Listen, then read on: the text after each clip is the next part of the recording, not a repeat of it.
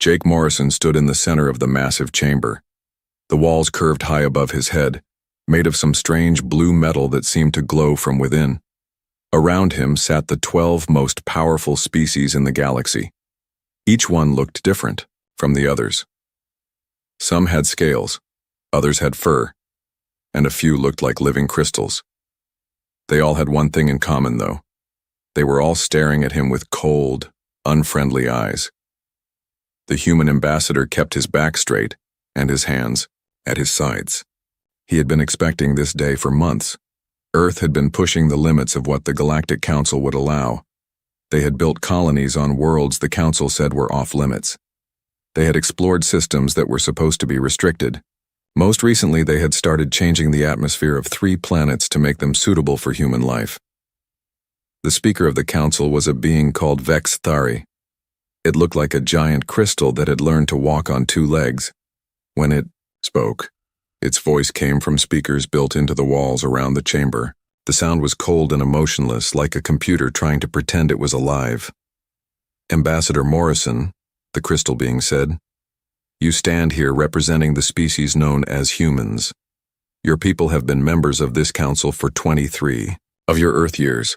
In that time, you have caused more problems than any species in our recorded history." Jake felt his jaw tighten, but he said nothing. He had been told to let them speak first. The leaders back on Earth wanted to hear exactly what the council planned to do before making any response. Vex Thari continued speaking. "Your species expands too quickly. You take resources without asking permission. You build weapons when we tell you to focus on peace. You question our decisions and ignore our warnings. Most concerning of all, you refuse to accept your place in the natural order of things." The other council members began to speak up. The Veltar representative, a creature that looked like a walking tree with too many arms, leaned forward in its seat. "Humans are violent by nature," it said in a voice like wind through leaves. "They solve problems with force instead of discussion. They cannot be trusted to follow the rules that keep peace in our galaxy." Next came the Zephyrian delegate. The bird-like creature ruffled its golden feathers as it spoke. "These humans spread across space like a disease. They find a new world and immediately begin changing it to suit their needs. They show no respect for existing life forms or natural environments. They are a threat to the balance we have worked so hard to maintain." One by one, the other species added their complaints. The humans were too curious, always asking questions about things they should leave alone. They were too independent, refusing to accept guidance from older and wiser civilizations. They were too creative, coming up with new ideas that disrupted established ways of doing things. Jake listened to all of it without speaking. Some of the accusations were true, he had to admit. Humans did expand quickly when they found worlds they could live on. They did ask a lot of questions about technology and science that other species preferred to keep secret. They did sometimes act first and ask for permission later. But Jake also knew that humans had brought good things to the galaxy. Human doctors had developed treatments for diseases that had plagued other species for centuries. Human engineers had designed ships that were faster and more efficient than anything the Council had seen before. Human explorers had found new trade routes and discovered resources that benefited everyone. None of the Council members mentioned any of that.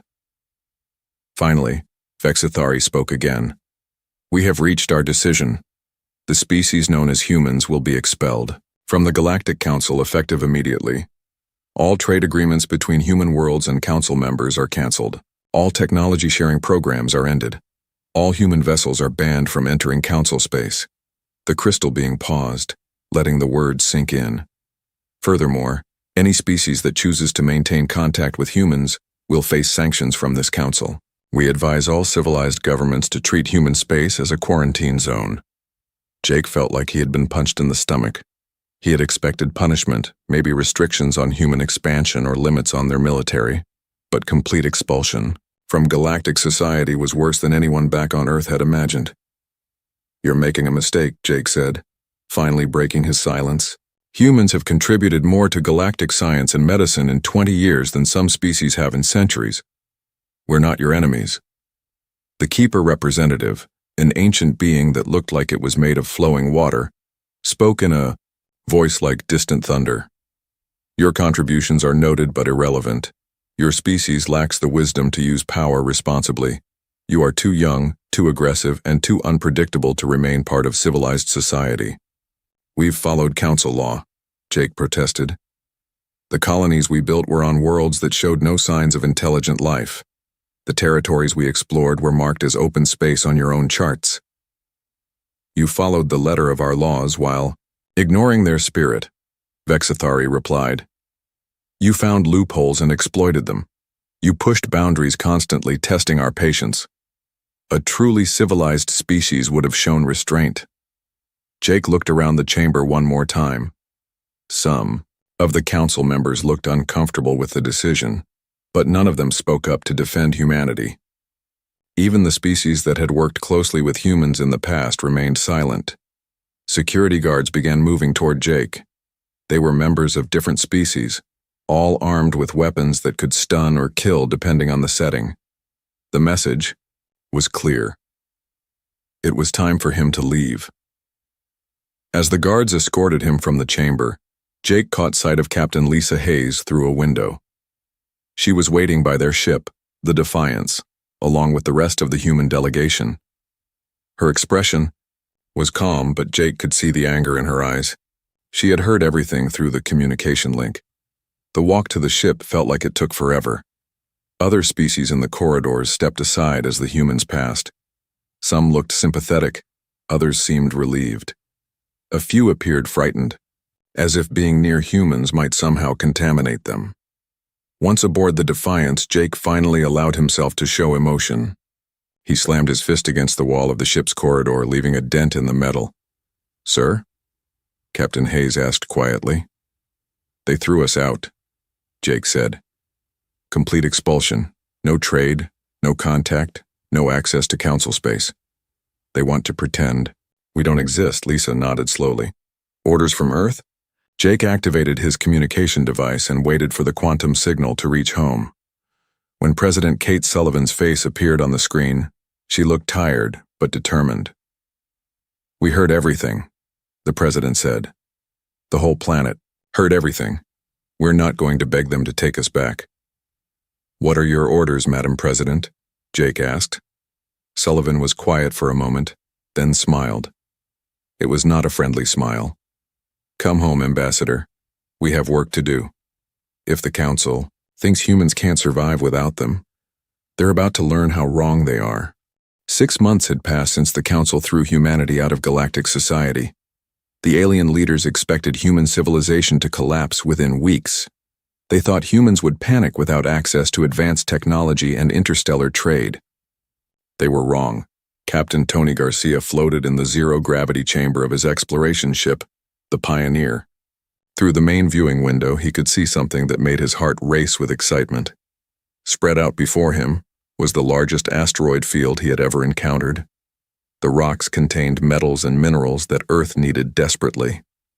"Run another scan," Tony told his science officer, Lieutenant Pete Johnson. "I want to make sure we're reading this correctly." Pete's fingers danced across his control panel. Numbers and charts appeared on the screens around them. "Sir, the readings are accurate. This field contains enough rare earth metals to supply our entire civilization for decades. Plus, there's something else here." "What kind of something else?" "Energy, signatures that don't match anything in our databases. These asteroids aren't just floating rocks. Some of them are giving off power readings." Tony smiled. The Vega outer system was supposed to be empty space. The Council charts marked it as worthless territory with nothing of value. Either the Council had never bothered to explore this area properly, or they had deliberately hidden information about it. 3 systems away, Commander Beth Taylor was making her own discovery. Her science vessel, the Discovery, had detected 3 planets orbiting a yellow star similar to Earth's sun. All 3 worlds showed signs of atmospheres that could support human life with minimal terraforming. "Captain," her navigator called out, "we're receiving a transmission from Earth Command." The face of Admiral Ryan Brooks appeared on Beth's communication screen. The Admiral looked tired but pleased. "Commander Taylor, we've been monitoring your reports. How certain are you about these worlds?" "Very certain, sir. 2 of the planets have breathable atmospheres right now. The third would need some work, but nothing we can't handle. All 3 show signs of water and suitable temperatures for human settlement. Admiral Brooks nodded. Excellent work. Continue your survey and send us detailed reports. We're going to need new colonies soon. Beth wondered what the Admiral meant by that, but she didn't ask questions. Orders were orders. The biggest breakthrough came from an unexpected source. Dr. Alex. Chen had been working in a laboratory on the moon when the Council expelled humanity. Instead of being discouraged, he threw himself into his research with renewed energy. Alex had always been fascinated by the mathematics of space travel. The Council's hyperspace technology was impressive, but it relied on ancient jump gates that they controlled completely. If humans wanted true independence, they needed their own way to travel between stars. For months, Alex worked with equations that Council scientists had dismissed as impossible. Human mathematics was different from alien mathematics, where other species relied on established formulas that had worked for thousands of years. Humans liked to experiment and try new approaches. Late one night, Alex made a discovery that changed everything. By combining quantum mechanics with human theories about space-time, he found a way to fold space itself. Instead of using hyperspace lanes like the Council ships, human vessels could skip directly from one point to another through quantum tunnels. Lisa, you need to see this. Alex called to his research partner, Dr. Lisa Martin. Lisa hurried over to Alex's workstation. On the screen was a complex diagram showing how space could be manipulated using quantum fields generated by a ship's engine. This is incredible, Lisa said, studying the equations. If this works, we could travel faster than Council ships and without using their hyperspace network. It gets better, Alex replied. Council sensors are designed to detect hyperspace signatures. This quantum skip method would be completely invisible to their monitoring systems. Within weeks, human engineers were building the first quantum skip drive. The test flight was scheduled for a small research vessel called the Pathfinder. Captain Steve Roberts volunteered to pilot the experimental ship. Are you sure about this? Asked Jenny Walsh, the project's safety coordinator. We've never tested this technology before. Steve grinned. Someone has to be first. Besides, what's the worst that could happen? The test was a complete success. The Pathfinder disappeared from Earth's solar system and reappeared near Alpha Centauri in less than 4 hours. The journey that would have taken 3 days using Council hyperspace routes had been completed in a fraction of the time. News of the successful test spread quickly through human space. More importantly, word began to reach species outside the Council's influence. The first contact came from an unexpected source. The communication arrived at a listening post near Jupiter. The signal was old-fashioned radio waves, the kind humans had used centuries ago. The message was simple but shocking. Humans of Earth, the transmission said in broken English, we are the Kythera. We have heard of your exile from the Council. We know your pain. We were cast out long ago for being too primitive. We wish to speak with your leaders. Admiral Brooks stared at the message for a long time. The Kythera were mentioned in old Council records as a species that had been rejected for membership hundreds of years ago. If they were still alive and had learned to speak English, they must have been watching humanity for some time. Send a reply, Brooks told his communications officer. Tell them we're interested in talking. The response came back within days. The Kythera weren't the only ones watching. 3 other species had also been rejected by the Council over the centuries. All of them had survived on their own, developing their own technologies and building their own civilizations. More interesting, they had all been watching humanity's progress with great interest. They admired how humans had refused to give up after being expelled. They respected the way humans had started exploring new territories instead of begging the Council for forgiveness. Dr. Maya Singh, Earth's leading expert on alien biology, was amazed by what she learned about these forgotten species. The Kythera had developed defensive technologies far superior to anything the Council used. The Drakmari had mastered materials science and created metals stronger than anything in human databases. The Void Runners had spent centuries mapping star systems the Council didn't even know existed. This changes everything, Maya told President Sullivan during their weekly briefing. We're not alone out here. There's a whole community of species that the council rejected or ignored. President Sullivan leaned back in her chair. What are you suggesting, Doctor? I'm suggesting that maybe getting kicked out of the council was the best thing that ever happened to us. We've discovered new worlds, new resources, and new allies. Meanwhile, what has the council done? They've sat in their chamber making rules and getting fat off their old treaties. The president smiled. Schedule a meeting with these other species. Let's see what we can build together.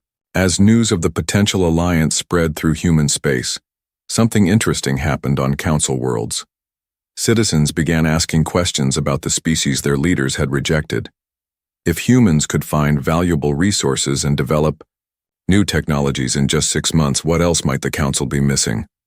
Some council members were starting to wonder if they had made a mistake. But it was too late to change their minds now. Humanity was moving forward without them, and they were finding friends along the way. The old space station had been floating dead in space for over 1,000 years. Nobody knew who built it or why they abandoned it. The council had marked it as dangerous wreckage and told everyone to stay away. For humanity and their new allies, it was perfect. Commander Steve Roberts watched through his ship's window as work crews swarmed over the ancient structure. Human engineers worked alongside Kithera technicians and Drakmari metalworkers. The station was coming back to life faster than anyone had thought possible. How long until we can hold the first meeting? Steve asked his construction chief, a tough woman named Carol Price. Carol wiped sweat from her forehead. 2 more weeks, maybe 3. The Kithera have some amazing ideas about life support systems. Their designs use half the power of our equipment and work twice as well. Steve nodded. The Kithera had surprised everyone. The council had rejected them centuries ago for being too primitive, but their technology was anything but simple. They had spent hundreds of years perfecting defensive systems and efficient engineering. Their ships might look old-fashioned, but they could take more damage than anything in the human fleet. The Drakmari were equally impressive. They looked like 7-foot-tall lizards with scales that shifted color depending on their mood. Their representative, a warrior named Kethvar, had brought samples of their metal alloys. Human scientists were amazed to discover that Drakmari materials were stronger than anything they had ever seen. Your metals are incredible, Dr. Nina Lee told Kethvar during one of their technical meetings. How do you make them so strong? Kethvar's scales shifted to a proud golden color. My people have fought for survival for many generations. We learned to make tools and weapons that would not break in battle. The council called us too warlike to join their peaceful society. Nina laughed. They called us too aggressive too. Seems like they don't appreciate practical skills. The biggest surprise came when the Void Runners arrived. Nobody had expected them because nobody knew they existed. They lived entirely on ships, traveling from system to system without ever settling on planets.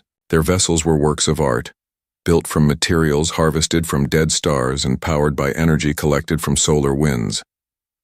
Captain Dan Foster was the first human to board a Void Runner ship. The experience left him speechless for several minutes. The interior of the vessel seemed to bend and flow like liquid metal. Gravity worked differently in different sections. Some areas had normal Earth-like conditions, while others allowed occupants to float freely or walk on walls. Your technology is unlike anything we've seen, Dan told the Void Runner captain, a graceful being named Saranath who seemed to glow with soft blue light. We have traveled the dark spaces between stars for many thousands of your years, Saranath replied in a voice like singing crystals. We know paths through space that your council has never imagined. We know of worlds rich with life that have never been catalogued. Within 3 weeks, the renamed Crossroads station was ready for its first diplomatic meeting. Representatives from 4 species that the council had rejected or ignored gathered to discuss something that had never been tried before in galactic history. Ambassador Claire Woods represented humanity at the historic meeting. She had been chosen because of her skill at finding common ground between different groups. Looking around the circular meeting room, she saw the future of galactic civilization. We're all here because the council decided we weren't good enough for them, Claire began. They judged us by their standards and found us wanting. but maybe their standards are wrong. Kethvar's scales shifted to an agreeable green color. The Council values age over innovation. They prefer tradition to progress. They have forgotten that survival requires adaptation. The Kethera representative, an elderly being named Mordain, spoke in a voice like wind chimes. We have watched the Council for centuries. They make decisions based on fear. They fear change, they fear new ideas, they fear anything that threatens their comfortable position. Serenth added her own observation. In our travels, we have seen many civilizations rise and fall. Those that survive are the ones that welcome new members and new ideas. Those that become exclusive and closed eventually stagnate and die. Claire felt excitement building in the room. What if we created something different? Not a council based on age and tradition, but an alliance based on cooperation and mutual benefit? The idea that emerged from that meeting was revolutionary. Instead of a hierarchy where older species ruled over younger ones, they would create a partnership where each member contributed according to their abilities. The Kethera would share their defensive technologies. The Drakmari would provide materials and manufacturing expertise. The Void Runners would offer navigation and exploration knowledge. Humans would contribute their innovation and adaptability. Most importantly, any species that wanted to join would be welcome regardless of their age, size, or technological level. The only requirements would be a willingness to cooperate and respect for the rights of other members. Dr. Maya Singh attended the second meeting as humanities science advisor. She brought reports that excited everyone present. When we combine our technologies, we get results that none of us could achieve alone, she explained. Human creativity plus Kethera engineering produces defensive systems that are nearly perfect. Drakmari materials science combined with human manufacturing creates armor that can stop weapons the Council thought were unstoppable. The alliance grew quickly. Word spread through underground networks that the Council couldn't monitor. Species that had been oppressed or ignored began sending representatives to Crossroads Station. Some came from worlds where the Council allowed no technology development. Others came from systems where local populations had been treated as servants by Council members. Each new member brought something valuable to the Alliance. The aquatic Velnari had developed underwater cities and knew how to extract resources from ocean worlds. The insect-like Hivetai had mastered collective intelligence and could solve complex problems in minutes that would take other species weeks. Captain Tony Garcia brought more good news from his exploration missions. "We found 17 new systems with valuable resources," he reported to the Alliance leadership. "All of them are outside Council space. We could establish mining operations and trading posts without interference." Admiral Brooks smiled as he reviewed the reports coming in from across Alliance territory. In less than a year, they had gone from being outcasts to building something that rivaled the Council's power. But more importantly, they had created something better. "The Council rules through fear and exclusion," Brooks told President Sullivan during their weekly communication. "We're building something based on inclusion and cooperation. Our alliance is stronger because it's voluntary." The Council was beginning to notice the Alliance's growing influence. Reports reached them of new ships with unknown designs appearing in systems they thought they controlled. Populations on Council worlds were asking why their governments had rejected species that seemed to be doing quite well on their own. Some Council members suggested opening communications with the Alliance. Others wanted to ignore them completely. A few hardliners even suggested military action to stop what they saw as a growing threat. But it was too late to stop what had been started. The Alliance had become something the Council never expected, and could not easily defeat. It had become a real alternative to their ancient system of control. The medical transport ship Healing Wind was carrying supplies to help fight a deadly plague on the planet Keros. The Kithera crew had loaded their vessel with medicines and equipment that could save thousands of lives. They never expected to meet a Council patrol cruiser in what was supposed to be neutral space. Captain Velimore watched his scanner as the Council ship approached. The vessel was 3 times larger than his transport and carried enough weapons to destroy a small fleet. But Velimore wasn't worried about himself. His concern was for the sick people waiting for the medicine in his cargo hold. "Council vessel, this is the Kethera transport Healing Wind," Velimore transmitted. We are carrying medical supplies to Keros. Under interstellar humanitarian law, please allow us to pass. The response came back immediately, cold and threatening. Kithra vessel, you are in violation of Council space restrictions. Your people have been declared supporters of terrorist organizations. Surrender immediately or face destruction. Velmore felt his heart sinking. The Council had expanded their definition of restricted space to include systems that had been neutral for centuries. They were using the growing alliance as an excuse to grab more territory and punish anyone who opposed them. Council vessel, we are a medical ship. Velmore tried again. We carry no weapons and pose no threat. The people on Keros are dying from a plague.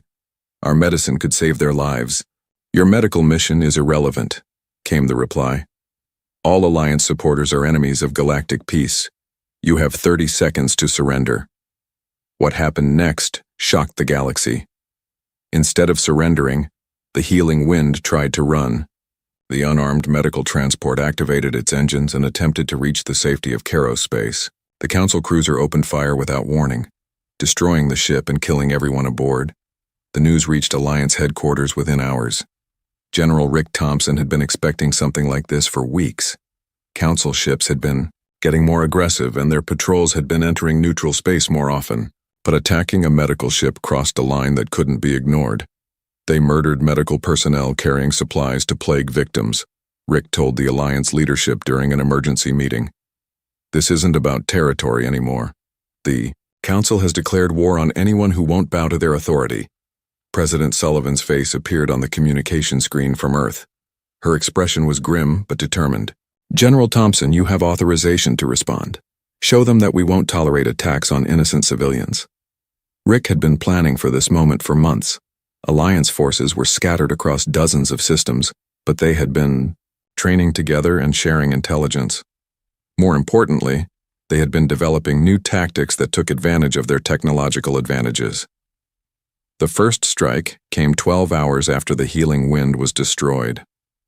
Alliance teams hit 12 Council installations simultaneously across 3 sectors. But these weren't random attacks. Each target had been carefully chosen for its strategic value and its lack of civilian population.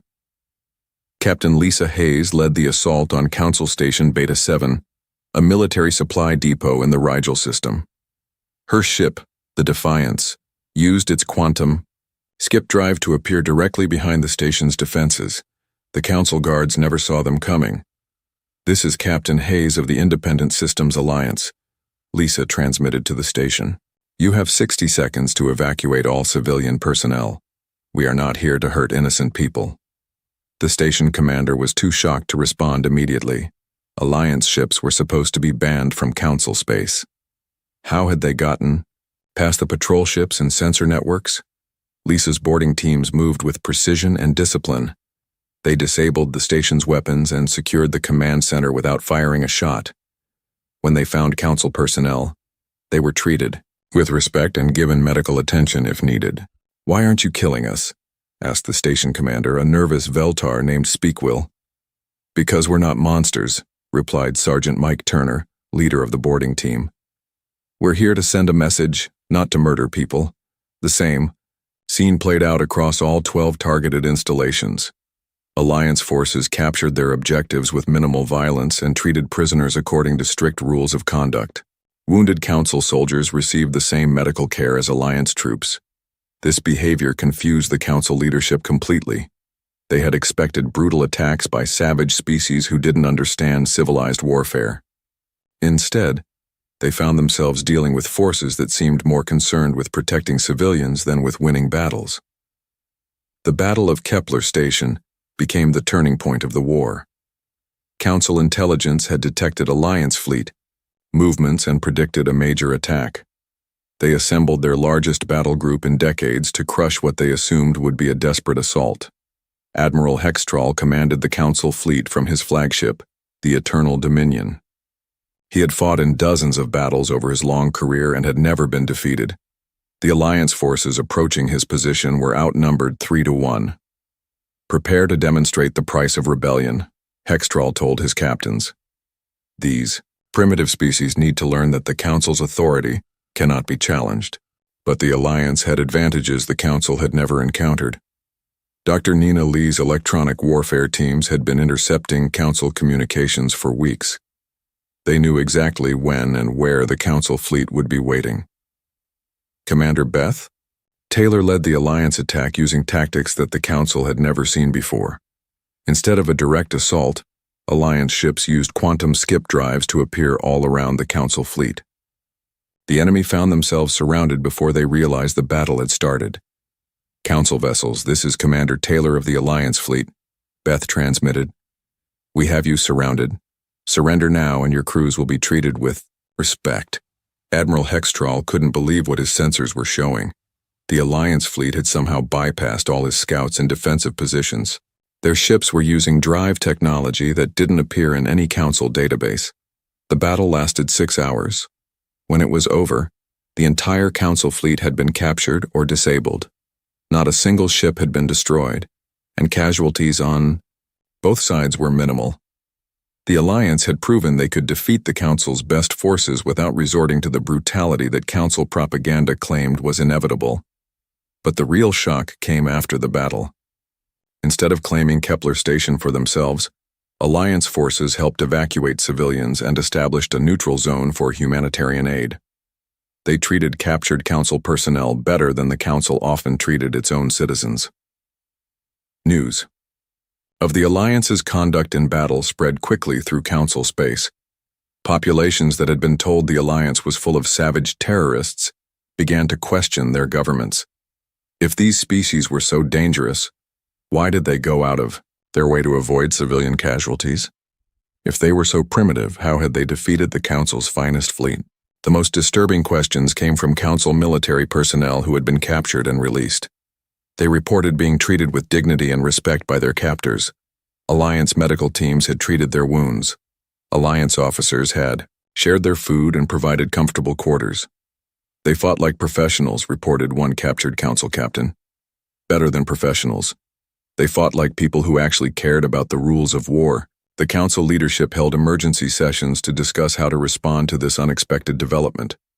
Some members wanted to escalate the conflict and launch massive attacks on Alliance territory. Others suggested opening negotiations to end the fighting. But a growing number of Council species were beginning to wonder if they were fighting on the wrong side.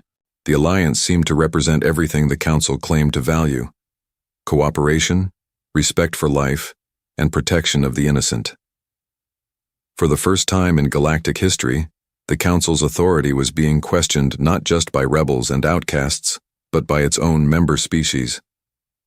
The war that was supposed to last for decades ended not with explosions and destruction, but with a simple vote. One by one, the species that made up the Galactic Council began to leave. They packed their ships, gathered their people, and headed for Alliance space. It started with the smaller species first. The aquatic Mertai were the first to officially withdraw from the Council. Their representative, a graceful being named Flosin, announced their decision during what would be the Council's final session. "We have watched this war for 2 years," Flosin said, her voice rippling like water over stones. "We have seen how both sides conduct themselves in battle. The Alliance treats prisoners with kindness, while the Council orders attacks on medical ships. We know which side represents true civilization." The Veltar followed within days. Then came the Zephyrians. Despite being one of the original critics of humanity, their golden-feathered representative, Wingdoll, explained their change of heart during a public broadcast that reached every world in Council space. "We said humans were too aggressive and too dangerous," Wingdoll admitted. But in this war, it was Council forces who attacked first. It was Council ships that fired on unarmed civilians. The Alliance has shown more restraint and honor than we have.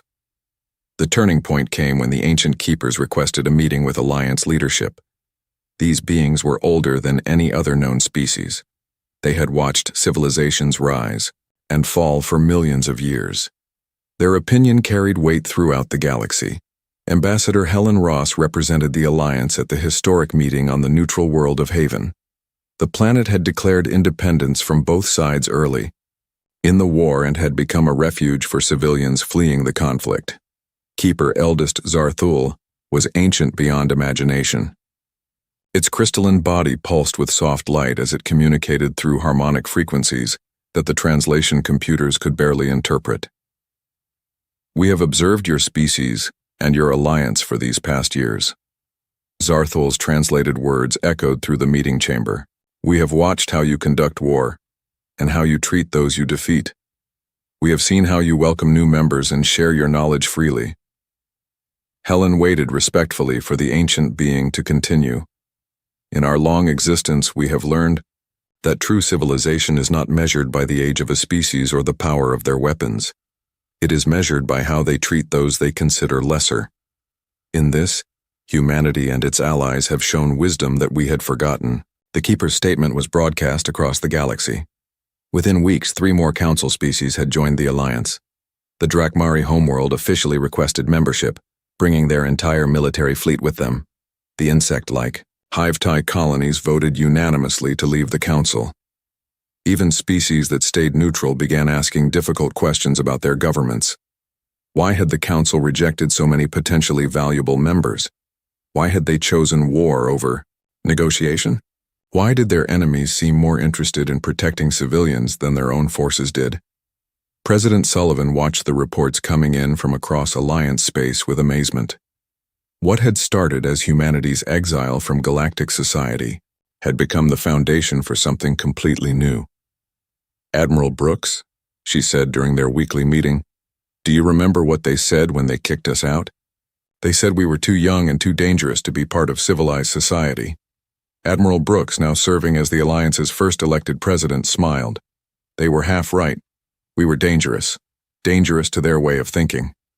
The formal end of the Galactic Council came 6 months after the Keepers joined the Alliance. The remaining council species found themselves ruling over empty chambers and abandoned space stations. Their trade networks collapsed as member species switched to Alliance partners. Their military couldn't maintain order when most of their forces had defected to the other side. The final council session was broadcast live across the galaxy. Only 5 species remained out of the original 12. Speaker Vexithari, the crystalline being who had expelled humanity years earlier, stood alone in the massive chamber. "The Galactic Council hereby dissolves itself," Vexithari announced to an audience of empty seats. "All treaties and agreements are declared null and void. All member species are free to pursue their own destinies." The Alliance had not conquered the Council through force. They had simply made it irrelevant. The new galactic government met for the first time on New Geneva Station, a marvel of cooperative engineering that orbited the Alliance capital world. The station itself told the story of what the Alliance represented: human architectural vision combined with Cathera defensive systems, Drakmari materials, and Void Runner energy technology. Unlike the cold, sterile chambers of the old Council, New Geneva buzzed with energy and diversity. Representatives from 63 different species worked together in an environment designed for cooperation rather than domination. President Brooks addressed the first session of the Assembly of Equals. "We gather here not as rulers and subjects, but as partners in building something better than what came before." The changes were immediate and dramatic. Alliance exploration teams, using quantum skip technology and Void Runner navigation skills, discovered more new star systems in 1 year than the Council had found in a century. Trade flowed freely between worlds that had been separated by Council regulations for generations. Captain Joe Turner of the exploration vessel New Horizons reported finding 7 new species in previously unexplored regions of space. All of them were invited to join the Alliance as equal members, regardless of their technological level or military strength. Dr. Maya Singh established the Galactic Research Consortium, bringing together scientists from every Alliance species. Their first joint project was developing medical treatments for diseases that had plagued various species for millennia. Within months, they had created cures that the Council's medical teams had been unable to find in centuries of research. The most remarkable change was in how the Alliance handled conflicts. When the mining colony on Kepler 7 had a dispute with the agricultural settlements on nearby Kepler 8, Alliance mediators helped both sides find a solution that benefited everyone. No threats were made, no military forces were deployed. The old, Council territories that remained independent found themselves increasingly isolated. Their citizens watched Alliance worlds prosper, while their own economies stagnated. Some Council loyalist worlds began experiencing internal rebellions as their populations demanded the right to join the Alliance. 3 years after the Council's dissolution, Captain Tony Garcia made perhaps the most important discovery in galactic history. While exploring the galactic rim using advanced Alliance technology, his team found evidence of an ancient civilization that had spanned the entire galaxy millions of years ago. They were like us, Tony reported to the Alliance leadership. Multiple species working together, sharing knowledge and resources. Their technology was incredible, but what made them great was their cooperation. The ancient ruins contained messages left for future civilizations. The translations revealed that this prehistoric alliance had lasted for over 1 million years before its members evolved beyond the need for physical form. Their final message was a warning and a promise. Civilizations that unite in cooperation will prosper beyond imagination, the ancient text read. Those that divide through fear and exclusion will stagnate and fade. Choose wisely, children of the stars. As President Brooks read the translation, he thought about humanity's journey from outcast species to leaders of a galactic alliance. The Council had tried to punish them for being too independent and too innovative. Instead, they had created the foundation for something greater than anything the galaxy had seen in millions of years. The Alliance flag now flew on over 300 worlds. 67 species called themselves Alliance citizens. Trade routes stretched across the galaxy, connecting civilizations that had never known each other existed. And somewhere in the abandoned council chambers on Zentara Prime, empty chairs gathered dust while the galaxy moved forward without them.